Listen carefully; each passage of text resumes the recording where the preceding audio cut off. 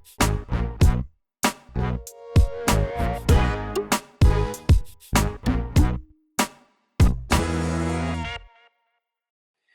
evening and welcome to the Blue Steel podcast. This is the first of many podcasts, and today we've got the author of Everton, the Fans, Born Not Manufactured, Bob Waterhouse. Thank you for joining us, Bob.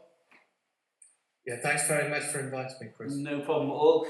So we'll get straight into it, Bob. I mean, I've seen it advertised. We spoke previously online about the book that you're writing, Everton, the Fans, Born Not Manufactured. I've got a copy here. And I advise everyone to go out and buy a copy, The History of Everton and the Fans from the very beginning. And it's a great read so far. I'm really intrigued by it. But Bob, so explain to people and let people know a bit about yourself. Well, this book really came partly out of my experience of reading books on Everton Football Club and other clubs. I really wanted to write a book which was different and, as the title suggests, about the fans rather than the players and the club, although there is quite a lot on the early history of the club in particular. I guess long term the book comes out how many years have I been supporting this club? It's since the early 60s basically. My first match was in the 63-64 season. So I grew up on Wallasey, across the water, and I've been watching this club for well over 50 years. Nearer 60 in fact. Yeah, and there's been a lot of, I like to say a lot of highs, but there's been a hell of a lot of lows as well over the years with Everton. So why Everton? Because obviously reading your book there, your dad was a Liverpool fan. So what was the reason to become an Evertonian? He was a Liverpool fan, but he certainly wasn't a strong Liverpool fan at all. And he was, whether he was happy, he certainly took me to Goodison probably 3 or 4 times a season as a kid, and he was relatively happy. He was absolutely not a partisan Liverpool fan at all. Nice. So that was pretty good. I can't really remember exactly why. All I do know is that I think the championship winning team of 1963 played a part, because certainly I started avidly supporting the club the season after. I did have 1 or 2 friends and neighbours who were Evertonians who influenced me, but I couldn't actually give you a clear answer to that question. I think you mentioned in your book as well about, at that time, it was either Everton or Liverpool, apart from your friend who was a Manchester United fan because his dad was from Manchester. I think that, now in the modern era now, I think it's whatever team suits, and the PSGs, the Real Madrid or Barcelona's kids seem to follow that as opposed to the home team really now. Do you still get up to watch Everton as much as you used to? Or? Well, I must give a plug for the supporters club I'm a member of. I know our secretary thinks I didn't plug it enough in the book. Yeah, I'm a member of West Country Blues, which is the main supporters club for people who live in the southwest. So I'm also a season ticket holder in the Park End, and I don't get up to every game, but certainly in the last season or so I've got up to a majority. Yeah. But it is a hell of a long day, because if it's a 3 o'clock kickoff, we leave at 7:45 from Taunton and get back. Well, I'm back about 10:30, that sort of time. But for evening games, I'm never in bed until 4 o'clock in the morning. Wow! So it's quite a commitment. Yeah, that is that is a big commitment, and I'd imagine it's even worse when you're driving back and being beaten, as opposed to winning. Where can people? So, if people from the southwest, if they're watching this, where can they get hold of the supporters club? Is there a Facebook page or is it a direct website they can get? If they just Google West Country Blues, it will come up with the website, and if they want to make the the journey.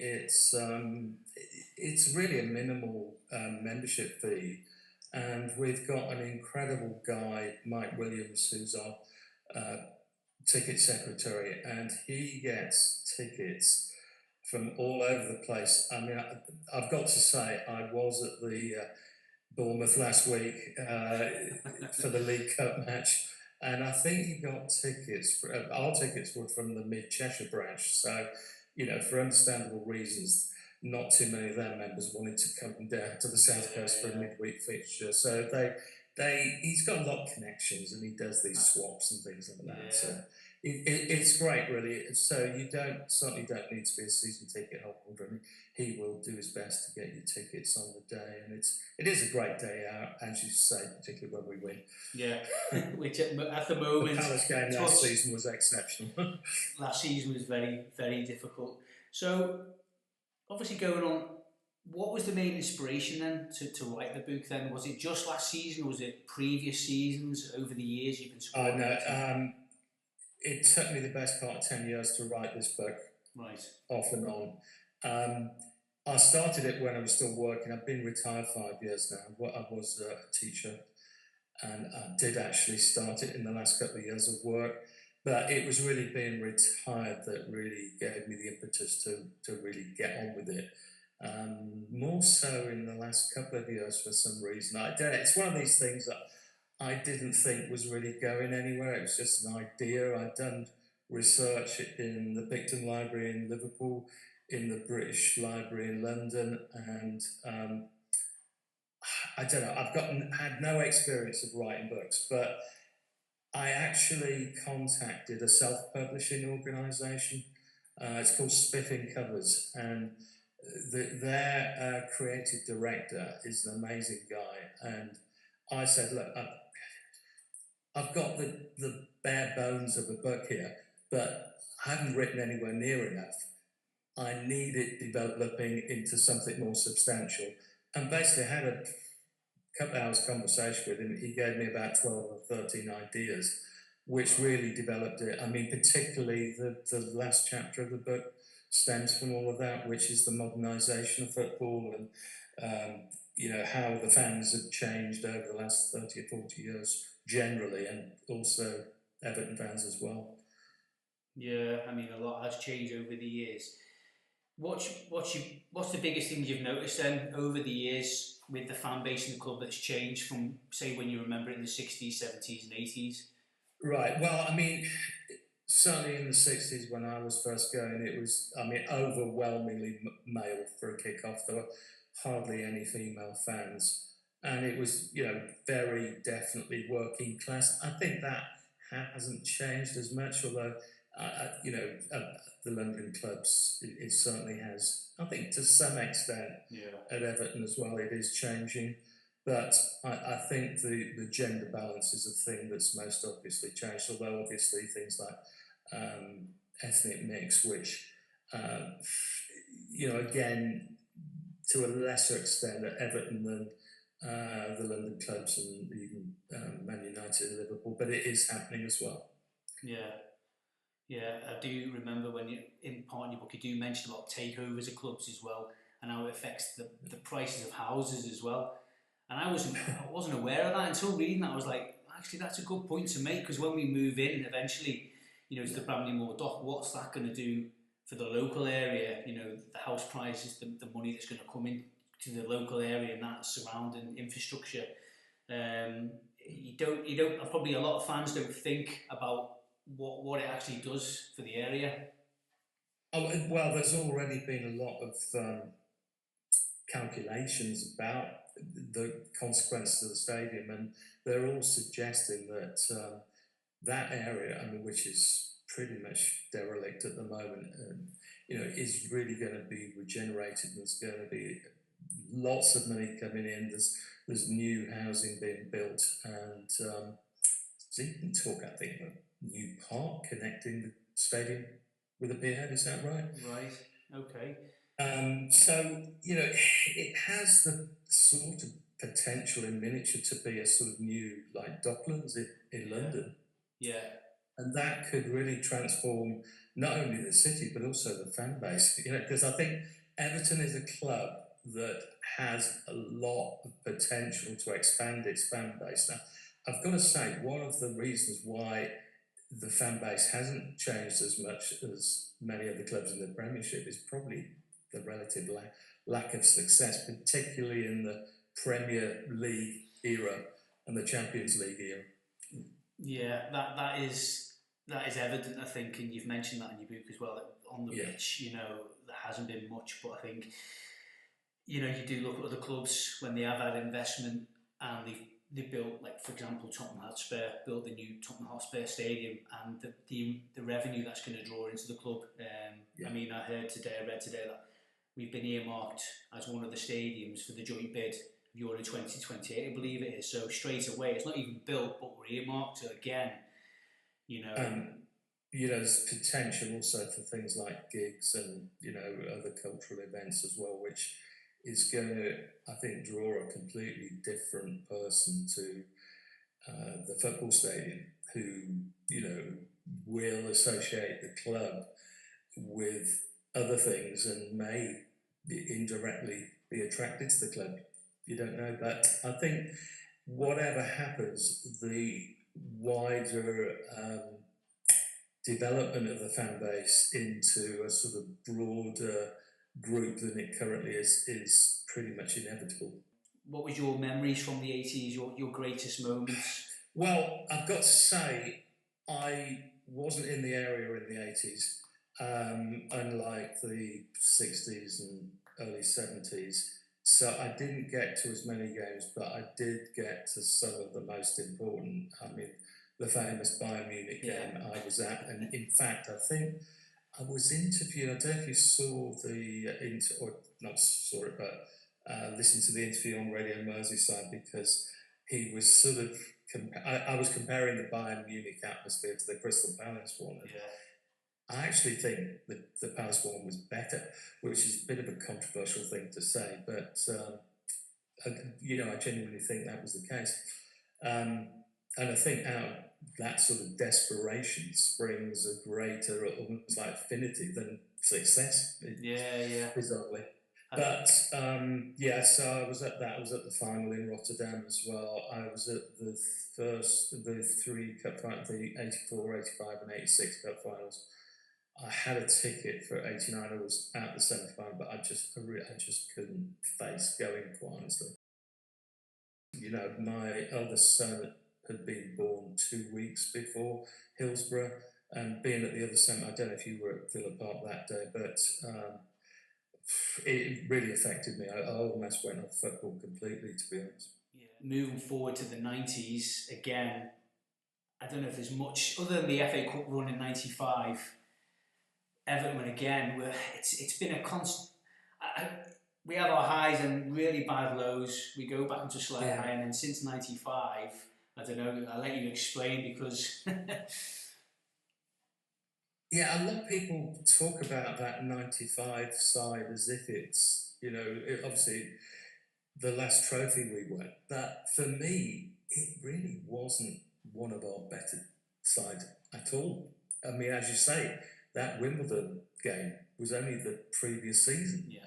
And, we were in desperate straits at the start of that season under Mike Walker, and, it was Joe Rall that came in and revived the side. I do think the following season was possibly the best Everton team since the 1980s with Kanchelskis. And I think they were starting to play a sort of a better brand of football, really. And I'm going to be really controversial saying this, but I know Duncan Ferguson's a legend at the club, but I don't know if you remember that derby when we beat Liverpool at Anfield.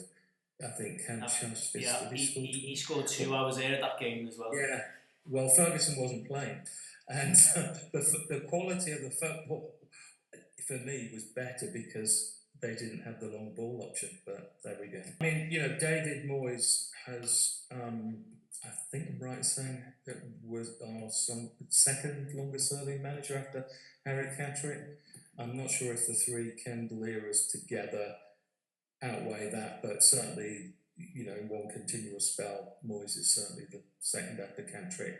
And, you know, he was a fantastic manager because he didn't always have the resources that he would like. And, you know, when we did get in the Champions League, that again was a really impressive team.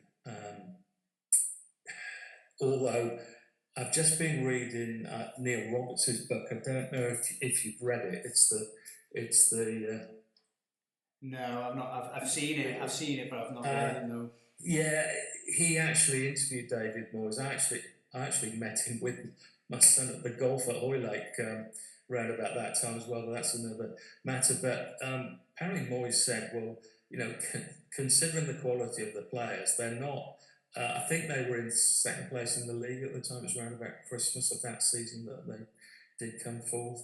And he said, these players are not at that level, but they're playing out of their skins. They've got an amazing crowd again behind them, and you know they're exceeding their ability really. But which I think was shown by our demise in the Champions League the following season, and also the fact that we couldn't maintain the level of play we had in that. Was it 2004-05 season? Yeah, it was, yeah. 2004 season, one of those. But yeah, it's a shame, but I think he was right actually, and you know, and I think it's one of the reasons he left for Man United, wasn't it? What part of the book would you say that you were most enjoyed reading? Writing about?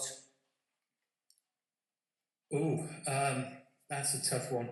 I think probably looking at the early history of the club in the early days. I found out one or two things I didn't know. I mean, the religion thing, you know, my findings didn't surprise me because I think I say right from the word go that, you know, for instance, I was from a Protestant background and supported Everton, and you know, there was,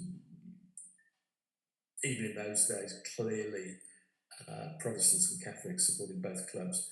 But I think one of the things, I think you hinted at it earlier, was the political side to it, which I never knew anything about. That the split with Liverpool absolutely was not created through any religious divisions.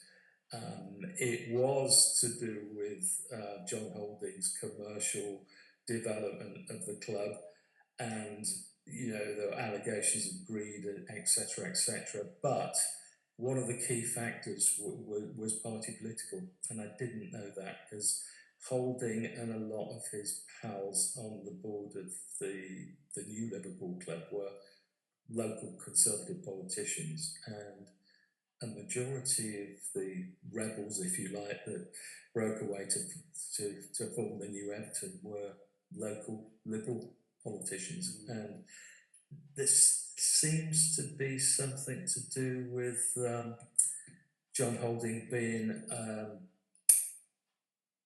I think, did he own a brewery and wanted to sell his beer on the premises, and that upset a lot of members as well. So that late 19th century party politics was something I was not aware of at all, and just uncovering all of that was you know, gave me a lot of satisfaction. Yeah, and I think also to some extent, you know, the early historians of Everton have demonised John Holding to some extent with justification. You know, he was looking to make money out of the club, but on the other hand, he invested a hell of a lot in the Anfield Stadium, which, you know, without that investment, Liverpool wouldn't have got off the ground as a viable club in the early days.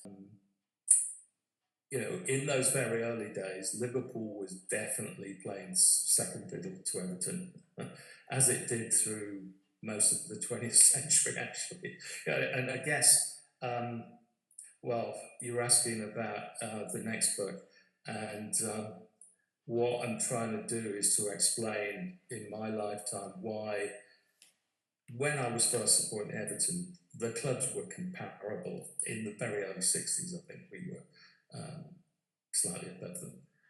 But And by the end of the 60s, I think we were on a sort of similar level. But after those two traumatic defeats in 1971, if you know what I'm talking about, March 1971, the Panathinaikos exit from the European Cup and then the Liverpool semi-final at Old Trafford, Everton went into a slide. And I know the 80s reversed that, but in my view, we never actually surpassed Liverpool. Even with that brilliant team in the mid-80s, we might have got onto the same level for a while, but we never clearly overtook them. Well, and I don't think we've been the dominant team since the early 60s, and that's the theme of the second book, really, which rather sadly at the moment, I'm borrowing the title to some extent from a book that was written in the 1990s by a very disgruntled Man City fan. I don't know if you were aware of this book, when they were in what was the equivalent of the third division, and it was called Manchester United Has Ruined My Life.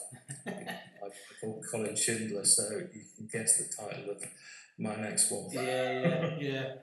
I think this is a question that comes up a lot. I mean, a lot of Evertonians I speak to, and if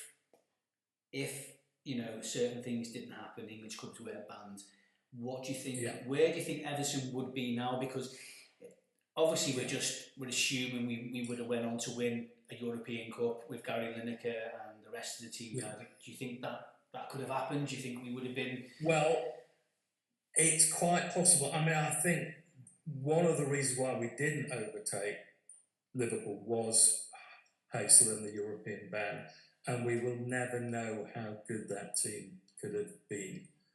And who knows? I have no idea. It's possible without that ban we could have gone on to be the dominant team in Europe. Certainly in that 85 season, we were arguably the best team in Europe.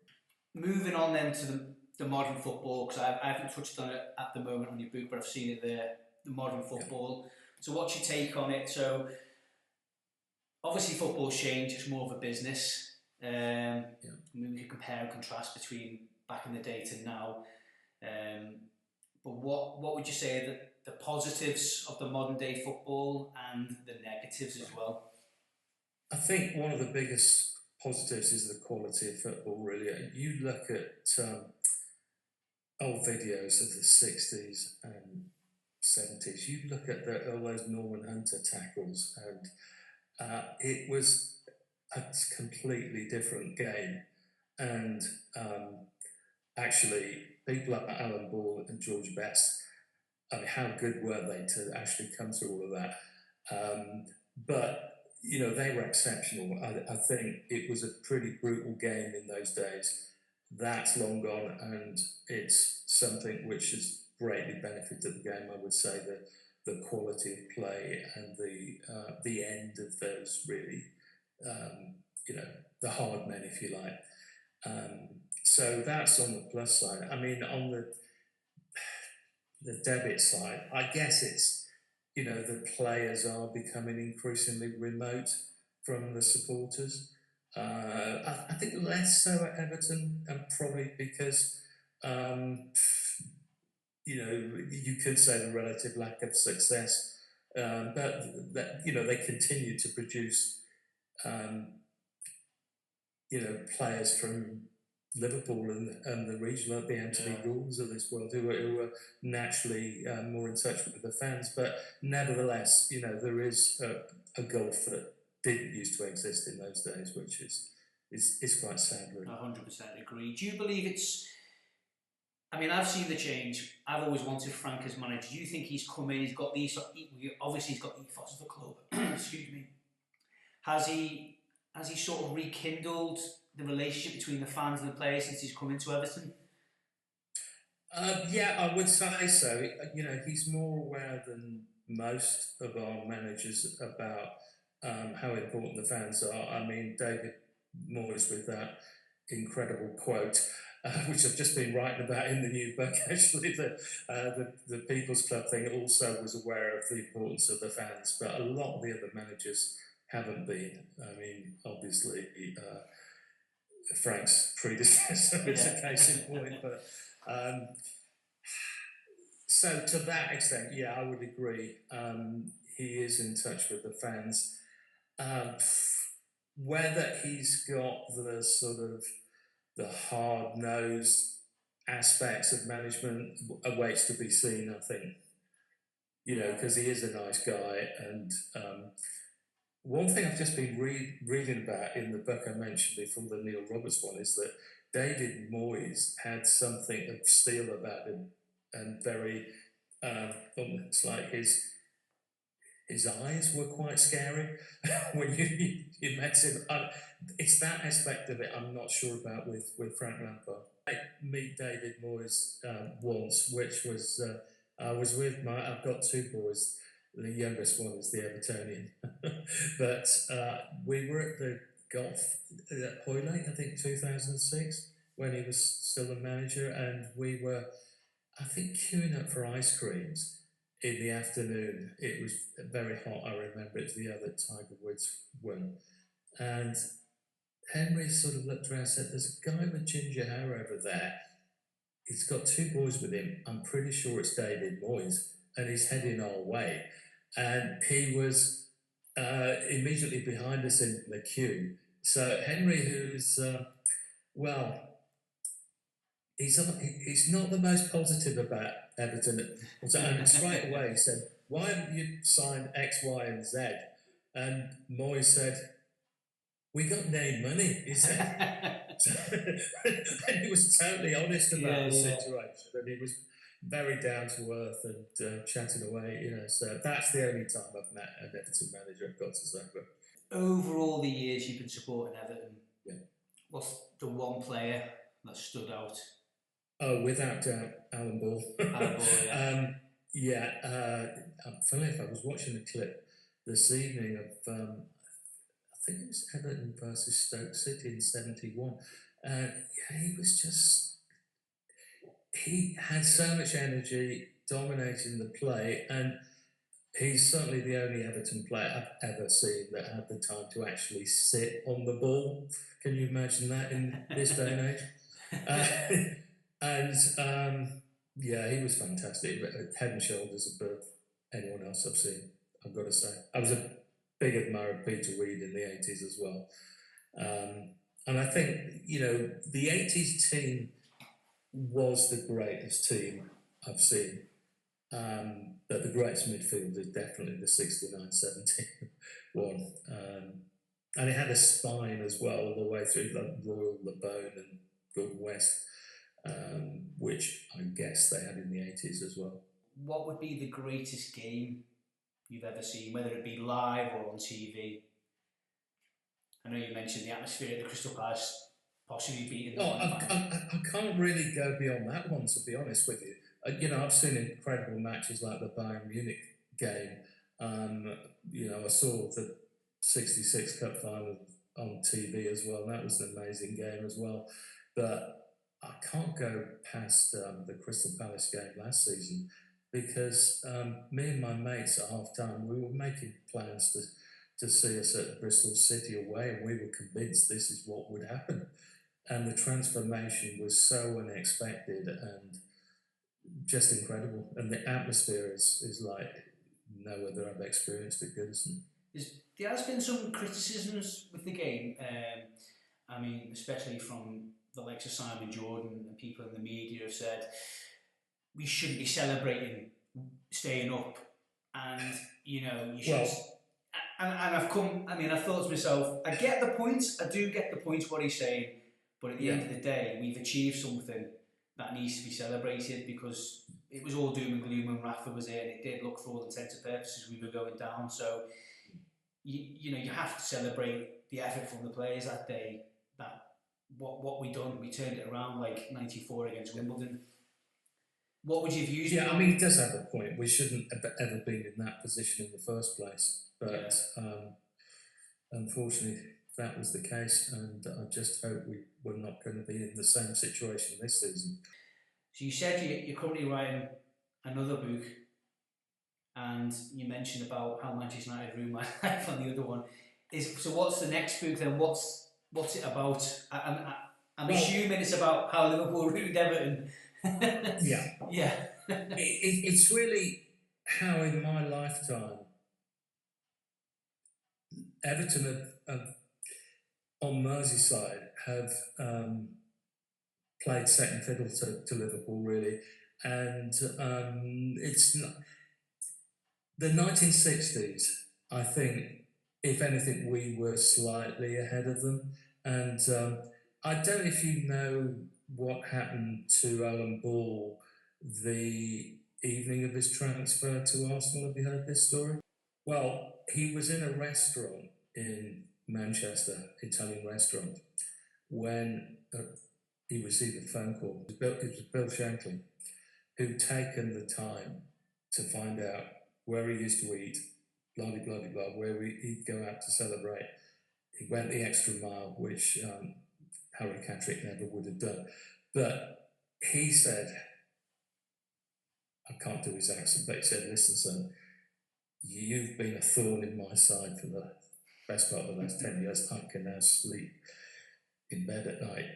And, you know, it's the biggest mistake I think Everton have ever done in my lifetime. He didn't even want to go. No, he didn't. And, you know, that's one of the major incidents which contributed to our relative decline. Where do you see Everton in the future then? You know, if you're looking at our current squad, where do you see it? Well, there's huge potential in this club, as we all know. Yeah. And one thing about writing this book I'm aware of is the potential in the United States in particular. I mean, I can tell you I'm in double figures for sales in the States. And I think if the new stadium will play a part in that, definitely. Yeah. So it's whether we can sign better players, if I'm honest, and have a better squad. The squad, I mean, I was there last week at Bournemouth for what was effectively our second team, and it was really seriously embarrassing. Although the first team didn't do much better at the weekend. They didn't, know, and that's the worry. I think our starting 11, if everyone's fit, it looks good on paper. Yeah. After that, there's a lot to be desired, to be honest. Yeah, definitely. And to be honest, I would actually promote some of the youngsters above our so-called second team. Yeah. I think they're better. Yeah. And all I want to emphasise really is that I think it's a different book to the usual ones you see on the bookshelves, which, you know, for me it's like same old, same old. It's what we achieved in the year, whatever. What were the best players?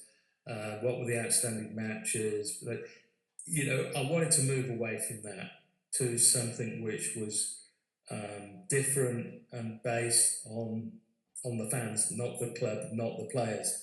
And hopefully it will create a bit of interest because it is looking at football from a different angle to the usual books on.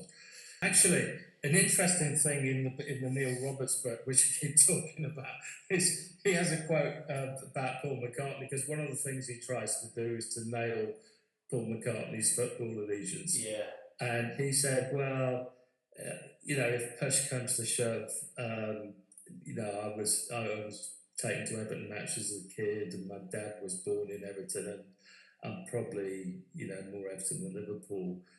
But he said, I'm not like partisan about it because I've never been into this religion thing, Protestant and Catholic. So he's still promoting this myth today. And there's been all sorts of like articles written that firmly state that we're the Catholic club and Liverpool's Protestant. There was a really crazy one in the 90s. I think it was in The Guardian that actually said the opposite. Yeah. Well, where can people purchase your book then if they want to get it? Right. Well, the most obvious one is Amazon. But I've been in touch with Waterstones this week, and after many months of struggle, it's finally on the shelves certainly in the Liverpool One store, and I think over the coming weeks it's going to be available in the other Waterstone stores on Merseyside. A lot of the smaller stores have got it. I did a signing in Pritchard's in Crosby the other week, before I did the signing in the church before the Leicester game. Yeah. Lingham's in Heswell's got copies. Is it Broadhurst in Southport as well? They've got copies. Even amazingly News from Nowhere in Bowl Street, which is probably a quite unlikely one. I had conversation with the manager of the WH Smith store today, so we're taking steps to get it in there as well. But but it's gradually getting out there. But Amazon is by far and away the easiest, but I know some people have problems with Amazon. But yeah, if anyone wants a copy, Everton, The Fans, born not manufactured by Bob Waterhouse. Bob, I must admit it's been a pleasure speaking to you, and thank you very much for your time. Very interesting book. I'm looking forward to the second part of reading this. But thanks again for your time. It's been fascinating. Yeah, thanks very much, Chris. I hope everyone else enjoys reading it as well, and let's hope for a change in fortunes for our club over Christmas.